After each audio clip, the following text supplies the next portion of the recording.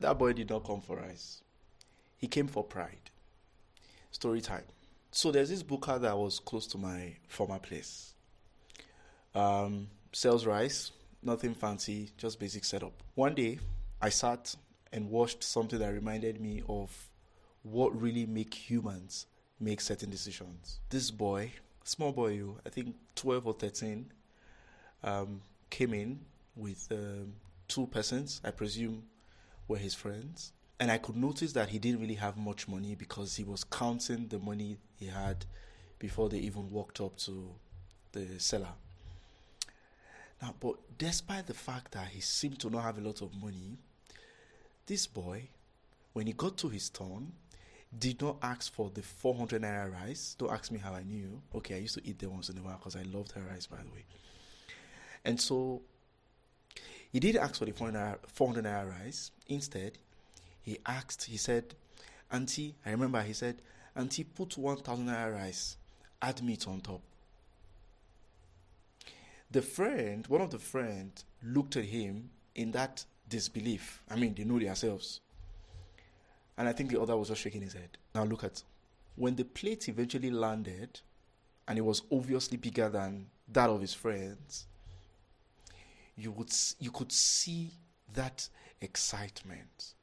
You know, he sat upright, straightened, unbuttoning, he was fixing his shirt, grabbed the spoon, and you could see that excitement in devouring that food. You see, whether or not you agree, this young man did not come because of rice.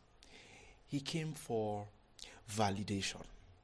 He came to show his friends and anyone who cares to watch that me self no small. That, my friends, is how most people buy. It's not always about the thing. It's always about how the thing makes them feel. And that brings me to something Ziegler, I think, said, and that people buy on emotions and justify with logic. Modern man has existed for more than 200,000 years. Some even say 300,000 years.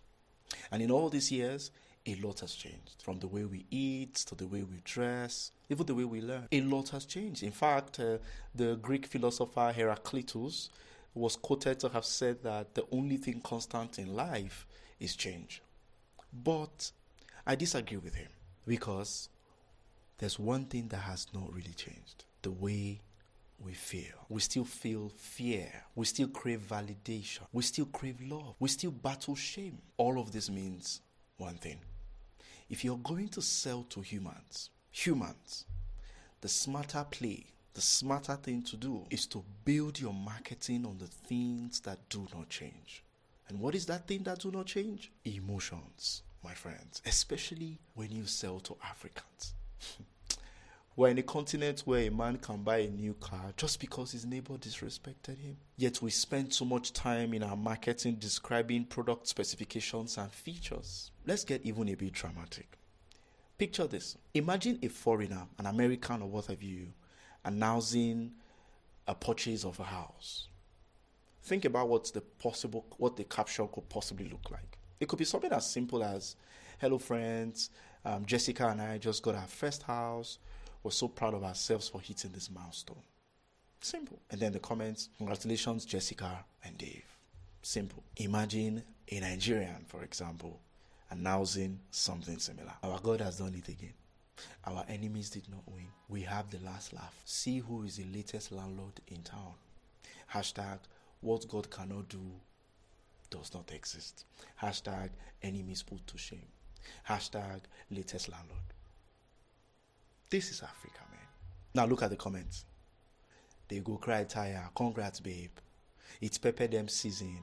And by the way, did you know that Big Brother Nigeria had a season called Pepper them season? One thing we have in surplus in Africa is emotions. I did some math recently.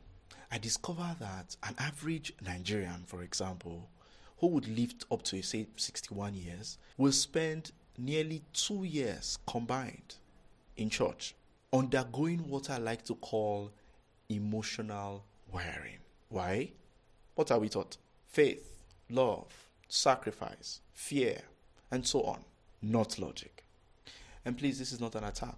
I'm a Bible student myself. You're not here to just make video ads. No. You're here to find the why, the real why behind the why. You're here to learn how to find the wound your prospect, your audience is hiding, drag it out, and add salt on it. You're here to give people very little room to think and feel instead, or at least allow them feel a lot more first, and then they can think later. Because in Africa, people only move when emotions pushes them. And EVAA is how we engineer that push deliberately, ethically, and profitably. EVAA is how we would make people buy something they did not know they needed. EVAA is how we make people buy something they don't even need right now. EVAA is how you would make people angry first and then buy. EVAA is how you would make people feel this, feel that, and buy. My name is Joel Amawe, an emotional marketing expert known as the Commando, creator of the SWOF and now EVAA Frameworks. Welcome to the Emotional Video Arts Assembly. Let's go to work.